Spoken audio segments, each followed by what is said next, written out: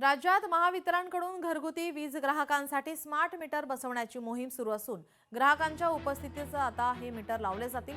या संदर्भात आवश्यक आदेश देण्यात येतील अशी ग्वाही मुख्यमंत्री फडणवीस यांनी दिली आहे।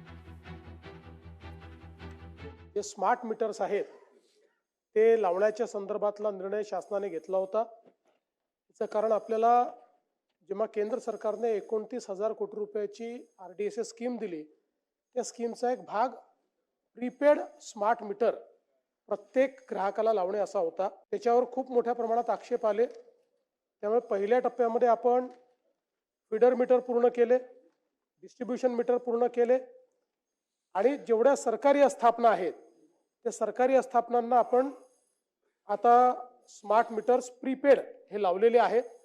आपण ही घोषणा केली होती की नॉर्मल जे ग्राहक आहे यांना प्रीपेड मीटर आपण लावणार नाही। आपण त्या घोषणेवर कायम आहोत। नॉर्मल ग्राहकांना आपण प्रीपेड मीटर लावत नाहीये, त्यांना स्मार्ट मीटर लावतो।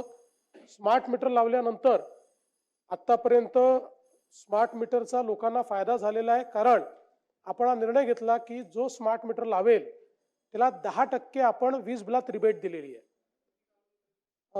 जवळपास 2 वर्ष दिली, मी एक्झॅक्ट मला आता आठवत नाही, पण त्यांना रिबेट दिलेली आहे।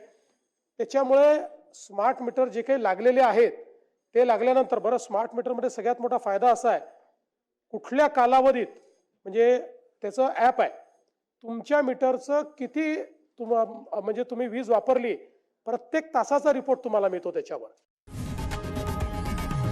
लोकशाही मराठी ऐका, पहा, जागरूक रहा।